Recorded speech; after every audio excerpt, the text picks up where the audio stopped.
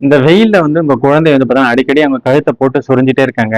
இல்ல உடம்புல சொரிஞ்சுட்டே இருக்காங்கன்னா, அது வந்து பிரிக்லி ஹீட் அல்ல வியர்க்குருவா இருக்கலாம்.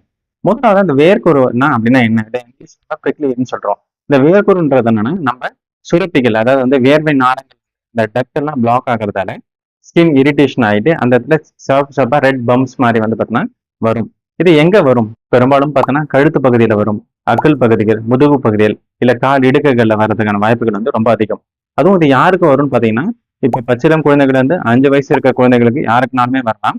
அது மட்டும் இல்லாம என்னன்னா, இப்ப ஒரு குழந்தை ரொம்ப சப்பியா இருக்குன்னா, அவங்களுக்கு வேர்வை தேக்கம் வந்து ரொம்ப அதிகமா இருக்கும். ஸோ அந்த இரிட்டேஷனால அவங்களுக்கு நிறைய ஃப்ரீக்வெண்டாவே வந்து பார்த்தீங்கன்னா இது வரலாம்.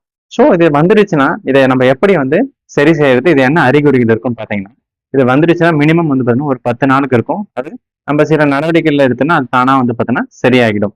ஸோ இது என்ன அறிகுறி இருக்கும்? நிறைய சின்ன சின்னதா கழுத்துல வந்து பார்த்தீங்கன்னா, சிவப்பு நிறத்துல வந்து சின்ன சின்ன கொப்பளம் மாரி வரும். சம்டைம்ஸ் உடம்பு பூரா கூட வரும்.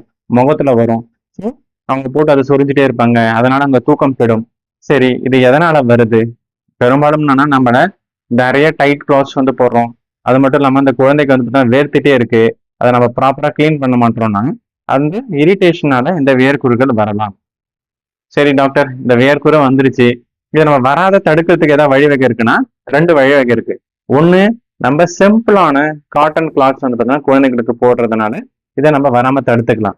2வது வந்து பார்த்தீங்கன்னா, அவங்க 2 வேளை காலையிலும் சரி, ஈவினிங் சரி, 2 வேளை வந்து நார்மலான தண்ணீல, சுடு தண்ணிலாம் இல்ல, இல்ல ரொம்ப சில் தண்ணி இல்ல. நார்மலா டேப் வாட்டர்ல குளிக்க வைங்க. அதனால நம்ம வேர்வை தேக்கம்லாம் வந்து கம்மியாகறதுனால, இது வர வராம நம்ம தடுத்துக்கிறதுக்கு உதவும். அண்ட் நம்ம சில நேரங்கள்ல பார்த்தோன்னா சொல்லுவாங்க பெரியவங்கலாம், இந்த வேப்பிலையை வந்து பார்த்தீங்கன்னா தண்ணியில போட்டு குளிக்க வைக்கலாமான்னு, தாராளமா நீங்க குளிக்க வைக்கலாம். அப்படி குளிக்க வைக்கும்போது அது ஆன்டி பாக்டீரியல் எஃபெக்ட் இருக்கிறதால, தோல் சருமத்தை வந்து பாதுகாக்கிறதால இன்ஃபெக்ஷன் வராம தடுக்கிறதுக்கு பார்த்தீங்கன்னா உதவும்.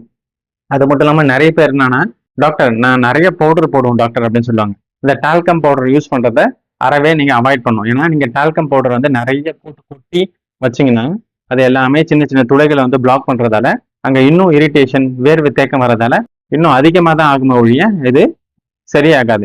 ஸோ நம்ம இந்த வீடியோவில் சொன்ன டிப்ஸ் எல்லாமே வந்து உங்களுக்கு பயனுள்ளதா இருக்கும்னு நான் நினைக்கிறேன். அப்படி பயனுள்ளதா இருக்கும்னு நினைச்சிட்டீங்கன்னா இந்த வீடியோ வந்து உங்க ஃப்ரெண்ட்ஸ் அண்ட் ஃபேமிலிக்கு வந்து ஷேர் பண்ணி விடுங்க. அது மட்டும் இல்லாமல் நம்ம சேனலுக்கு வந்து சப்ஸ்கிரைப் பண்றதை மறந்துடாதீங்க. மீண்டும் உபயோகமான வீடியோவில் சந்திக்கிறேன். Until time back from doctor Karthik. நன்றி.